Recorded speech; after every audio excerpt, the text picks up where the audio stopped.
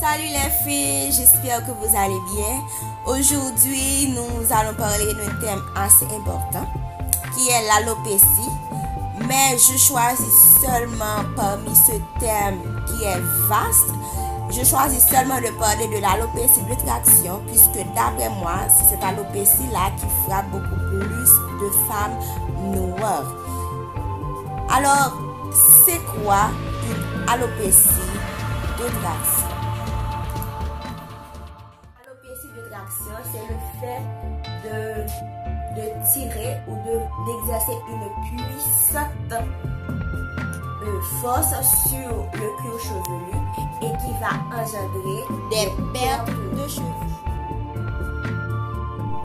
C'est bien dommage quand cela vous arrive, vous avez tendance à vous cacher sous un tissage ou des tresses, mais laissez-moi vous dire que cela ne va pas améliorer votre situation. Il faut vous prendre en main avant que ce soit trop tard, irréversible.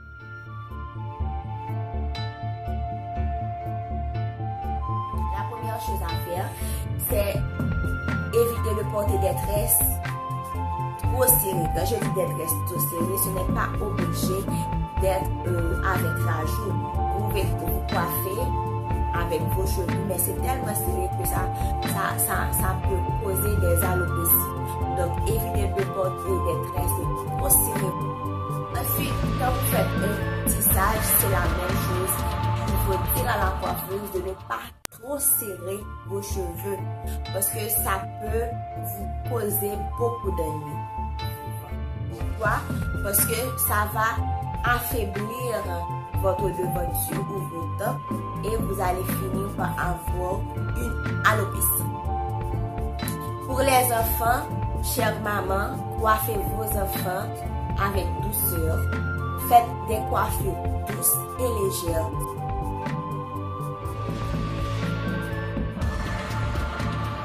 Alors, la première chose à faire, c'est laisser vos tops, laisser votre devanture en paix. Laissez vos cheveux en paix.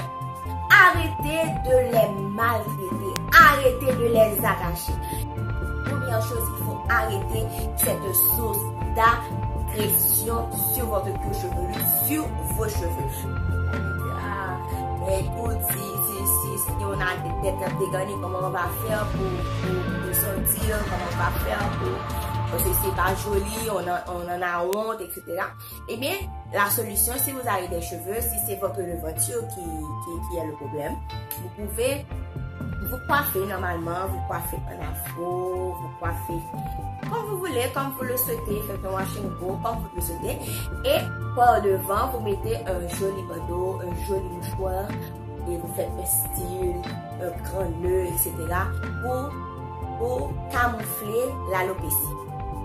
Okay? Donc, si vous voulez mettre une perruque, il faut mettre un nappe vos cheveux, mettre un wig cap pour protéger les cheveux et ensuite déposer la perruque et ne pas attacher les attaches. Vous attachez seulement à l'arrière, mais les attaches vous laissez comme ça au risque que ça arrache encore plus vos cheveux. Mais la meilleure chose à faire, c'est de laisser vos cheveux comme ça et de faire des coiffures pour camoufler un peu la devanture et laisser vos cheveux comme ça.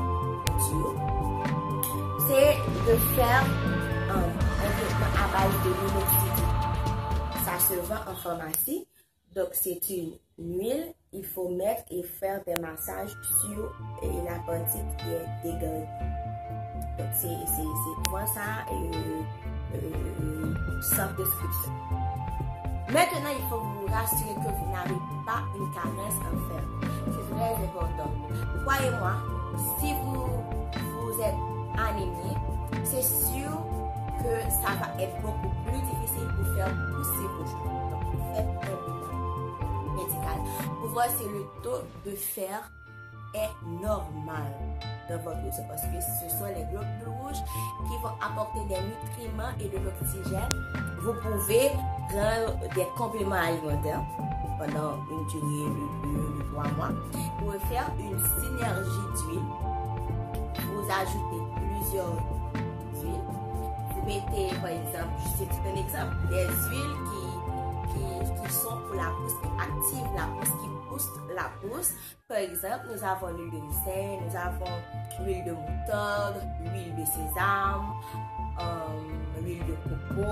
Bon, cette huile-là n'est pas l'ami de tous, mais si vous laissez que ça va, vous pouvez le mettre.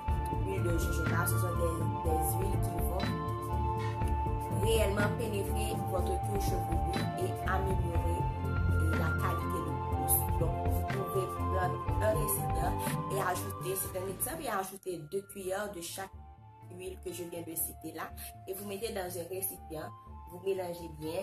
Et maintenant, tous les soirs ou 2 fois par jour, comme vous voulez, comme vous le souhaitez, vous prenez cette huile-là et puis vous mettez sur là où vous voulez avoir une amélioration. Et avec les doigts, vous mettez et vous massez. C'est tellement bon quand je fais ça. Donc, j'ai toujours tendance à fermer les yeux. Masser. J'ai pas dit de frotter. Il ne faut pas frotter. Il faut masser. Il faut faire une pression sur le couteau. Ainsi. Il faut masser. C'est un macérat huileux.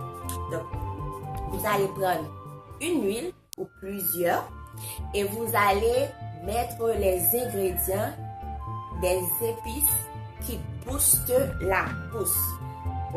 Chez moi, dans les groupes de chez moi, on appelle cela de l'huile miracle. Et croyez-moi, je vois vraiment des gens qui ont souffert d'alopécie pendant des années. Je vois leurs cheveux régénérer et je vois leur devanture ou leur tempe qui se regarnissent. Donc, vraiment, c'est à tester.